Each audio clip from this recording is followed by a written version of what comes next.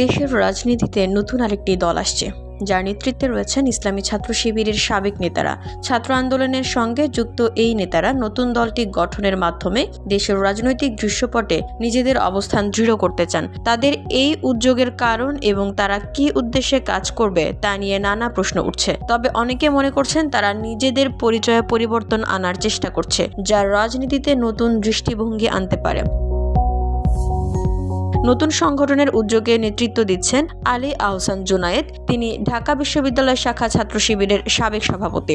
সম্প্রতি একটি ফেসবুক পোস্টের মাধ্যমে তাদের নতুন রাজনৈতিক উদ্যোগের কথা প্রকাশ করেছেন। তিনি জানিয়েছেন, এই নতুন সংগঠনটির লক্ষ্য হবে জুলাই আন্দোলনের চেতনা বজায় রাখা এবং একটি শক্তিশালী প্রেসার গ্রুপ হিসেবে কাজ করা। আলী আহসান জুনায়েদ বলেন, আমরা একটি প্ল্যাটফর্ম তৈরি করতে চাই যা দেশের রাজনীতিতে একটি ইতিবাচক পরিবর্তন আনবে। আমাদের মূল লক্ষ্য হবে জুলাই আন্দোলনের দাবিগুলোকে সামনে রেখে কাজ করা। তিনি আরো বলেন, নতুন এই সংগঠনটি বিভিন্ন শ্রেণী ও পেশার মানুষের প্রতিনিধিত্ব করবে, যার মধ্যে বেসরকারি বিশ্ববিদ্যালয় এবং মাদ্রাসার শিক্ষার্থীরা, পাশাপাশি বিভিন্ন সমাজের মানুষও অংশ নেবেন।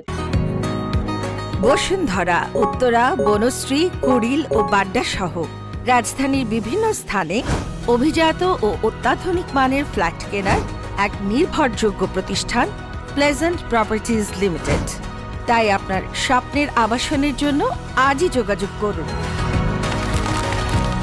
Pleasant properties limited, where destiny matches eventually.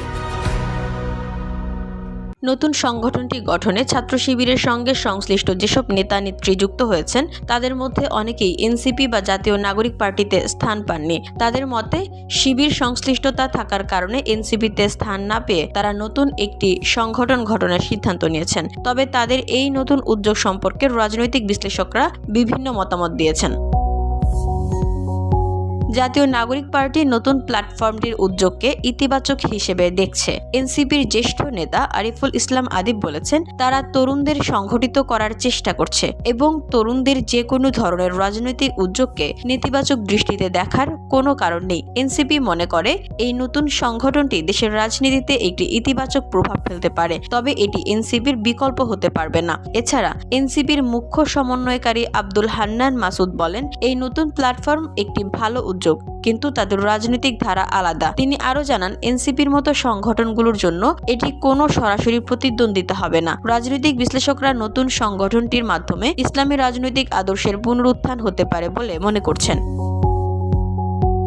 NCP নেতারা মনে করেন, শিবিরের সাবেক নেতারা নতুন দলের শীর্ষ পদগুলো নিয়ে যে সংকটের সম্মুখীন হয়েছে তা কোনো বাধা নয়। তারা মনে করেন নতুন সংগঠনটি এনসিপি বা অন্য কোনো রাজনৈতিক দলের বিকল্প হতে পারবে না। তবে রাজনীতির বিশ্লেষকরা বলছেন, সময়ই বলে দেবে নতুন সংগঠনটি কতটা সফল হতে পারবে। তাদের উচিত নিজেদের পরিচিতি পরিষ্কার করা এবং জনগণের মধ্যে এক ধরনের আস্থা তৈরি করা, যাতে তারা কার্যকরীভাবে দেশের জন্য কাজ করতে পারে।